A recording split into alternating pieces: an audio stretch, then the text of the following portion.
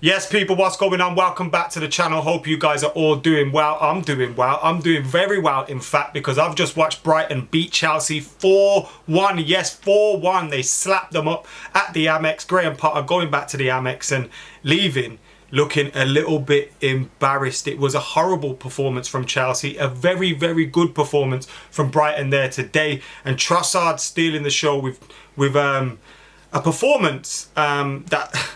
he puts in quite regularly, to be fair to him. He obviously got a goal today.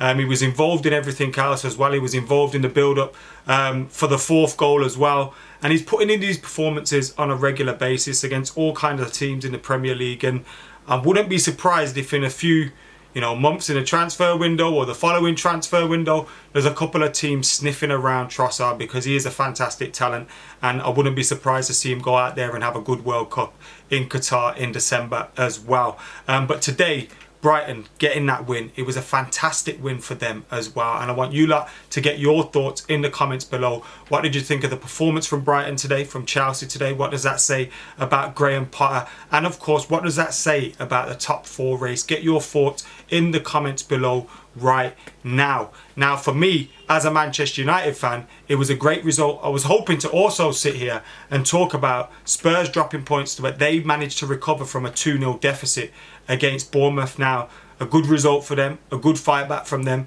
But everything I'm seeing from Conte in this season for Spurs is telling me why, it's showing why I was right when I said I didn't want Antonio Conte at Manchester United.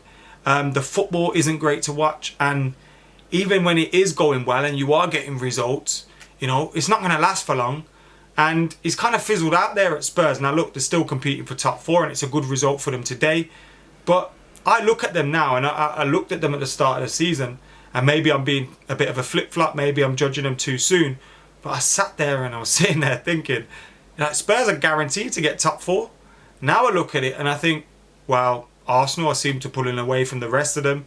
Although they will drop points throughout the season, they're looking like a shoe-in for the top four. Liverpool have fallen off, but you'd expect they will show some form of recovery. Chelsea, all right, with Potter, and you look at the result there today. United are trying to build something, and like Spurs aren't a guarantee that they will get top four. I think they're well and truly in the mix with the rest of the other teams now. So it is, I think Conte's proving me right why I didn't want Conte at Manchester United. The football isn't great, and it won't last that long anyway, and it will just be pure stress. Do you know what I mean? The board will be stressed, he will be stressed. It wouldn't be a great relationship. It would play itself out in public. It would be Mourinho part 2. That's something that I didn't want at Manchester United again. Anyway, let's not talk about that. Let's talk about Brighton, and let's talk about the top four race. Because Brighton getting that result, fantastic result for them. I think it was their first win under their new manager. You look at the Trossard goal, the first one, fantastic trickery. He nearly scored earlier on. Thiago Silva and the Chelsea defence were all over the place. Did Thiago Silva have his Gary Neville at the Hawthorns moment? Who knows? But Thiago Silva was all over the shop. He made one good clearance off the line, to be fair to him, but so many occasions where he was getting caught out of position, and Brighton were capitalising. They nearly scored from one of them when Trossard had a shot which was cleared off the line, and then he did get his goal. Some great trickery in front of goal, inside just in front of the 6-yard box, and then he finds the finish as well with the composure. Absolutely fantastic goal. The second goal epitomised the way Chelsea were at that moment in time, all over the place. It came from a corner, and it was an own goal by Ruben Loftus-Cheek. I think the third goal may have even gone down as an own goal as well. Although I'm not too sure, but Chelsea's defence were all over the shop, and Graham Potter will be worried about that. Now, if I was a Chelsea fan, I wouldn't be worried about Graham Potter. I've told you that before. I'm a fan of Graham Potter, and I think despite this nightmare at his former club, I think he'll get more things right than he gets wrong for Chelsea. Whether that's enough to take him to the near the top of the league or win trophies, who knows, but I think he's a good coach. But that today was shocking from them. Brighton were controlling everything, and it looked like they could continuously score if they wanted to. In the second half, Chelsea get that goal to make it 3-1 early on, but then Brighton recovered. There was no second win from Chelsea. There was no, trying to change the momentum or anything like that. Brighton regained control of the game, gone on and get their fourth goal late on. Trossard again going close himself, and then the rebound coming out and getting tucked in. And it was a 4-1 win. That apart from the Gallagher ball for Havertz, which was a fantastic cross, that Chelsea had nothing to write home about. 4-1 defeat. And it wasn't like it was close and then they scored 2 late goals or anything like that. They got utterly dominated at the AMEX. And again, another team. Are they going to make top 4? I don't know. It's an open race at the moment. You look at Man City, guaranteed, yeah. Now, Arsenal at the moment have pulled themselves 7 points clear of Chelsea and they've got a game in hand on them. And they're 8 points clear of United and we've played the same amount of games as them. But United have games in hand on a few teams ahead of us. So you're looking at Chelsea, we've got a game in hand on. We beat West Ham and we're gonna go ahead of Chelsea, hopefully, if we can beat West Ham. Difficult game. We've got 2 games in hand on Newcastle who are ahead of us. We win our 2 games in hand. Again, you've got to do that. And we're ahead of Newcastle in 4th. And we would be level on points with Spurs if we played our game in hand and won them. So it's a tight bunch at the moment, just outside Man City and Arsenal. And then Arsenal, obviously, with games in hand, looking like they could comfortably do it.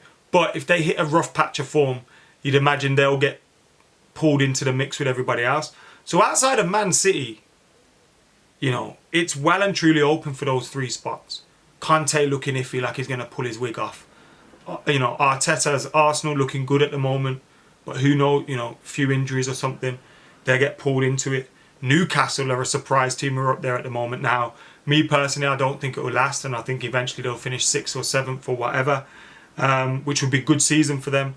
But that's, you know, where I could see, you know, Newcastle are still in the mix. Chelsea, United, who you'd both expect both of those teams to be inconsistent with new managers.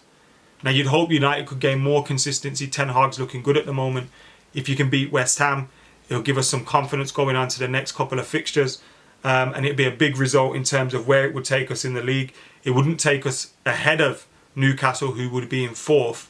But we would go level on points with them with a game in hand. We need to improve our goal difference. So, important game for Manchester United. Win that, and it's looking like a spicy run-in for the top 4. Obviously, more than one weekend of football is going to decide it. It's a long run, and you've got loads of games to come. But crazy things are happening at the moment. And a big win for Brighton today. Imagine losing to Brighton. Who does that, eh? Not us. Anyway, thank you for tuning in. What do you think about Graham Potter's return to the AMEX? What do you think about Brighton's performance, the top 4 race? Who do you think will get it? If I was to give a prediction right now, I'd go Man City. This is in no order. I think Arsenal will get it. I think United will get it. And I think Liverpool pull into it. And I think Spurs sack Conte at some point. Let me know your thoughts in the comments below. See you in a bit.